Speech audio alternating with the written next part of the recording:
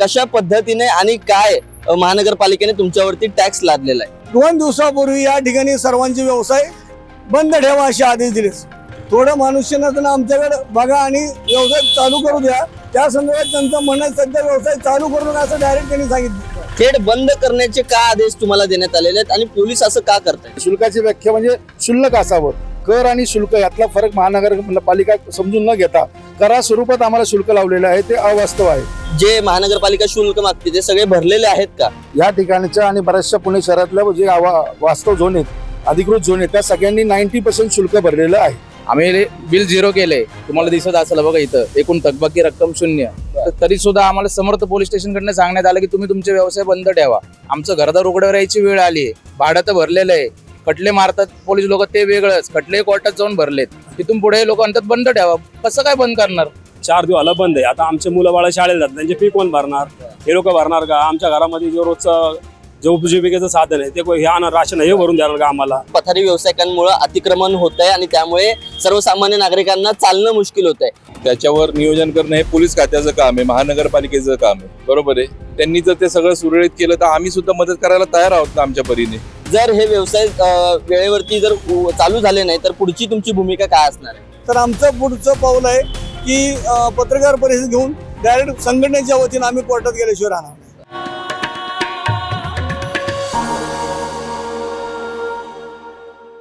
नमस्कार, बखर लाईव्ह मध्ये आपल्या सर्वांचं मनापासून स्वागत आहे.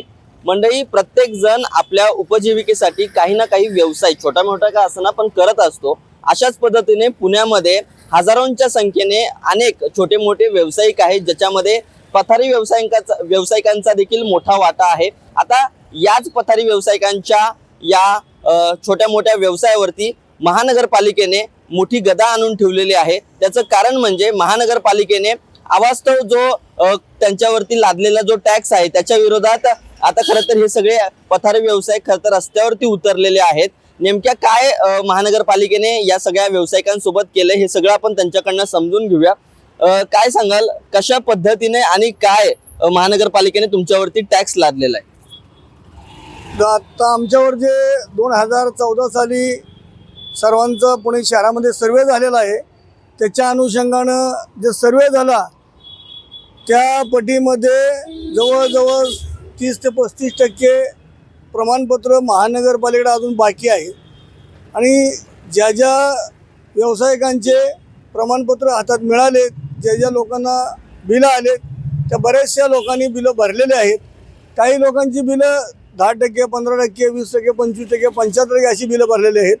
परंतु त्यांचं महानगरपालिकेचं म्हणणं आता सध्या असं आहे, ज्यांचं अधिकृत बिल 0 आहे, बिल नील केलेलं आहे, अशाच व्यावसायिकांनी फॉर्म भरून द्यावा. म्हणजे तुम्हाला आम्ही ते स्मार्ट कार्ड देऊ. परंतु आणि त्याच्या नावाखाली जे प्रमाणपत्र ओरिजिनल आहे ते जमा करून घ्यायचं असं त्यांनी सांगितलं. आम्ही त्यांना कडाडून विरोध महानगरपालिकेला केलेला आहे की आम्ही प्रमाणपत्र ओरिजिनल तुम्हाला जमा करणार नाही. यामुळे सातत्यानं त्यांनी काही दिवसापूर्वी म्हणजे गेल्या महिन्यात प्रेस नोट लावली होती प्रत्येक क्षेत्रीय कार्यालयामध्ये. त्यांनी आड घातली अधिकृत व्यावसायिकांना 31 मार्चपर्यंत आपण सर्वांनी बिल नील करावं आणि नाहीतर तुमचे लायसन रद्द करण्यात येतील. त्यांना आम्ही विरोध करतोय बार. या महिन्यात बरेचसे निवेदन मी महानगरपालिका आयुक्तांना दिलेलं आहे. आणि हे जी सध्या आता या ठिकाणी आमचे अपोलो थिएटरचे सर्व पदाधिकारी थांबलेले सर्व सभासद आहेत आमचे अधिकृत, या सर्वांचं लायसन आहे.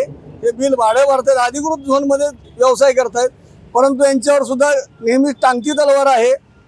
इकडून अतिक्रमणची नेहमी टांगती तलवार कारवाई करतात. आणि या ठिकाणचे समर्थ पोलिटिशियनचे PI 2 दिवसापूर्वी या ठिकाणी सर्वांचे व्यवसाय बंद ठेवा असे आदेश दिले.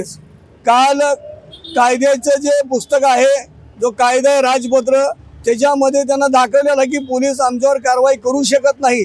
याच्या अनुषंगानं तुम्ही थोडं मनुष्यनातन आमच्याकडे बघा आणि व्यवसाय चालू करू द्या. त्या संदर्भात त्यांचं म्हणणं सध्या व्यवसाय चालू करू नका असं डायरेक्ट त्यांनी सांगितलं. थेट बंद करण्याचे का आदेश तुम्हाला देण्यात आलेले आहेत आणि पोलीस असं का करतायत? मी पहिल्यांदा सर्व या पथविक्रेता आणि पुणे शहरातल्या पथविक्रेत्यांकडून पुणे महानगरपालिकेचे आयुक्त आणि पोलीस आयुक्त यांचा जाहीर निषेध करतो. त्याचं कारण असं आहे, कारण उपजीविका हा फार महत्त्वाची गोष्ट आहे. पथविक्रेता अधिनियम 2014च्या नियमानुसार या शहराचे 2.5% हे पथविक्रेते पाहिजेत. पुणे शहराची आता लोकसंख्या 55 लाखाच्या घरात आहे. त्याच्या 2.5% पडले तर 1.25 लाख स्ट्रीट वेंडर आता पुण्यामध्ये पाहिजेत, म्हणजे शहराची गरज पूर्ण होऊ शकते. ते आता नाही आहेत. फक्त 35,000 लोकांचा सर्वे झालेला आहे पुणे शहरात. 35,000 लोकांचा सर्वे झालेला असताना त्यातल्या काही लोकांना प्रमाणपत्र दिले आहेत, काही लोकांना शुल्क केले आहेत आणि काही लोकांचं पुनर्वसन केलं. ही सगळी प्रक्रिया गेले 15 वर्ष झालं महानगरपालिकेने प्रलंबित ठेवलेली आहे. त्यातला एकही विषय पूर्ण न करता आत्ता त्यांनी काही लोकांना शुल्क लागू करून त्या शुल्काला सक्ती केलेली आहे. वास्तविक पाहतात 1985 पासून ते 2018 पर्यंत आम्हाला जे शुल्क लागलं होतं फक्त 240 रुपये वार्षिक शुल्क होतं, नाममात्र शुल्क. त्या शुल्कामध्ये स्पष्ट असं म्हटलेलं आहे की शुल्क हे शुल्क, शुल्काची व्याख्या म्हणजे शुल्क असावं. कर आणि शुल्क यातला फरक महानगरपालिका समजून न घेता करा स्वरूपात आम्हाला शुल्क लावलेलं आहे, ते अवास्तव आहे. प्रत्येक रोडला 50, 100 रुपये आणि 200 रुपये पथविक्रेता रोज एवढे पैसे कमवू शकत नाही. वास्तविक त्यामुळे एवढी शुल्कवाढ ही थकबाकी दिसती. या थकबाकी विरुद्ध आम्ही वेळोवेळी आवाज उठवलेला आहे. भविष्य काळातही आवाज उठवणार आहे आणि आता येणाऱ्या काळात आम्ही आंदोलन करणार आहोत. पण महानगरपालिका जर म्हणत असेल की तुमच्याकडे थकबाकी राहिलेली आहे, तर तशी वास्तविक तशी परिस्थिती आहे का? तुम्ही सर्वांनी जे महानगरपालिका शुल्क मागते ते सगळे भरलेले आहेत का? या ठिकाणच्या आणि बऱ्याचशा पुणे शहरातल्या जे वास्तव झोन आहेत, अधिकृत झोन आहेत, त्या सगळ्यांनी 90% शुल्क भरलेलं आहे. त्याच्यामुळे हा विषय तिथे येत नाही. ज्या लोकांनी शुल्क भरले नाहीत त्यांच्यावर कारवाई न करता शुल्क भरलेल्या लोकांवर कारवाईचा बडगा येतो. तुम्हाला तुमचं काय नेमकं म्हणणं आहे की तुम्ही जे आता काही प्रमाणपत्र घेऊन आलेले आहेत, कशाचे नेमक्या प्रमाणपत्र आहेत? हे आमच्या हातगडीचे प्रमाणपत्र आहे. आम्ही बिल 0 केले, तुम्हाला दिसत असेल बघा इथं. एकूण थकबाकी रक्कम 0. तरी सुद्धा आम्हाला समर्थ पोलीस स्टेशन कडनं सांगण्यात आलं की तुम्ही तुमचे व्यवसाय बंद ठेवा. बरं, आता बंद ठेवून 3 दिवस झाले. तिथून पुढे काय? आमचं घरदार उघड्यावर यायची वेळ आली आहे. भाडं तर भरलेलं आहे.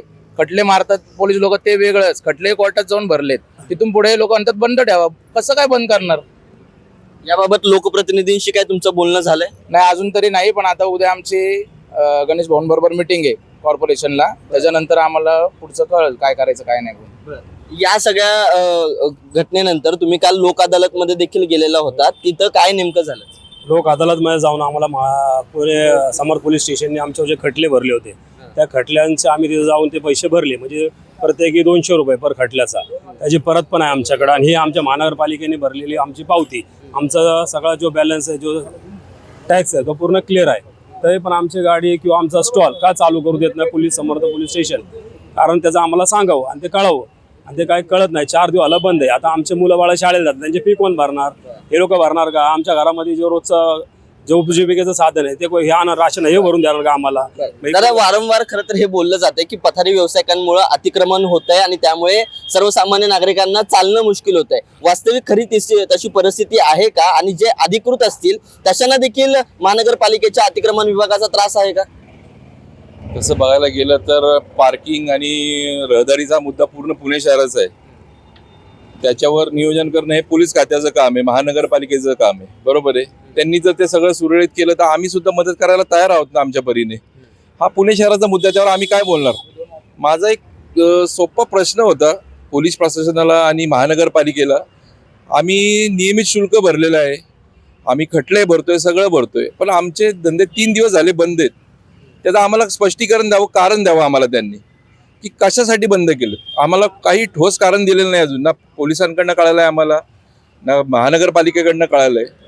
आमची एवढीच मागणी आहे व्यावसायिकांची की आम्हाला सांगा की आमचे धंदे का बंद केले 3 दिवस, याचं उत्तर त्यांनी आम्हाला द्यावं.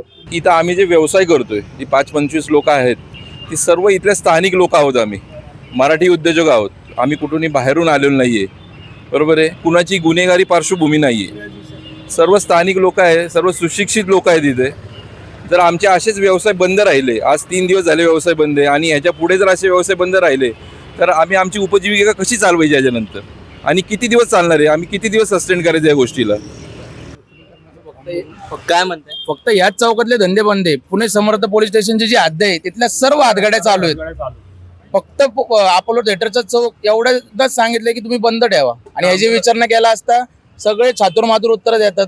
उत्तरं नीट देतच नाही आम्हाला. नाही, तुम्ही बंद ठेवा, बाकीच्यांचं नका बोलू तुम्ही. म्हणजे आम्हाला टार्गेट का केलं जातं? का टार्गेट केलं जाते? काय नेमकं तुम्हाला काय उत्तर मिळालंय? आम्ही 2022 पासून आम्ही महानगरपालिकेला मागणी करतोय की आमची बिलं घ्या, आमच्याकडनं बिलं भरून घ्या, आम्हालाही पावती द्या. आम्ही सुद्धा अर्ज केलेले आहे 2022 साली. 17ला जेव्हा सर्वे झाला तेव्हामध्ये आम्ही सुद्धा होतो, पण तेव्हाही आम्हाला काही विचारात घेतलेलं नाहीये. जर आम्ही स्वतःहून जर म्हणतोय की आमची बिलं भरून घ्या, आम्हाला अधिकृत करून घ्या, तर महानगरपालिका आम्हाला अधिकृत का करून घेत नाहीये? नक्कीच आपण पाहतोय की या सगळ्या प्रश्न आहेत आणि अर्थात फक्त या भागातल्याच जे अपोलो थिएटर परिसरात जे काही पथारी व्यावसायिक आता सध्या आपल्या उपजीविकेसाठी जे काही व्यवसाय सुरू करतात त्यांच्यावरती एक मोठी टांगती तलवार पुणे पोलीस असतील किंवा पुणे महानगरपालिका असतील यांच्या माध्यमातून या ठिकाणी होताना आपल्याला पाहायला मिळते. आम्ही वेळच्या वेळी सर्व टॅक्स असतील किंवा जे काही शुल्क असेल महानगरपालिकेचे ते वेळेवरती भरतो, मात्र तरी देखील आमच्यावरती कारवाईचा हा बडगा जो आहे तो महानगरपालिका आणि पोलीस प्रशासन उचलते. याचं नेमकं कारण तरी काय, या प्रश्नाचं सगळं उत्तर प्रशासनाने द्यावं अशी मागणी आता हे सगळे पथारी व्यावसायिक करतात. आता सध्या तुमचे व्यवसाय सध्या सगळे बंद आहेत. जर हे व्यवसाय वेळेवरती जर चालू झाले नाही तर पुढची तुमची भूमिका काय असणार आहे? आता बघा, हे व्यवसाय आज तिसरा दिवस आहे, व्यवसाय सर्व बंद आहेत. जर असंच पुढे चालूच राहिलं तर आम्ही पत्रकार परिषद घेणार आहोत आणि जर पत्रकार परिषद घेऊन सुद्धा आयुक्तांनी जर महानगरपालिका आमचं कारण ऐकून घेतलं नाही तर आमचं पुढचं पाऊल आहे की पत्रकार परिषद घेऊन डायरेक्ट संघटनेच्या वतीनं आम्ही कोर्टात गेल्याशिवाय राहणार नाही. संघटनेच्या वतीने आम्ही कोर्टात गेल्याशिवाय राहणार नाही अशा पद्धतीची प्रतिक्रिया या सर्व पथारी व्यावसायिकांकडनं या ठिकाणी देण्यात येते. त्यामुळे महानगरपालिका आता या सगळ्या संदर्भामध्ये काय निर्णय घेतात किंवा पोलीस प्रशासन याच्या संदर्भात नेमके काय कारवाई करते हे पाहणं आता महत्त्वाचं असणार आहे. विश्वजित भालेराव, बखर लाईव्ह, पुणे.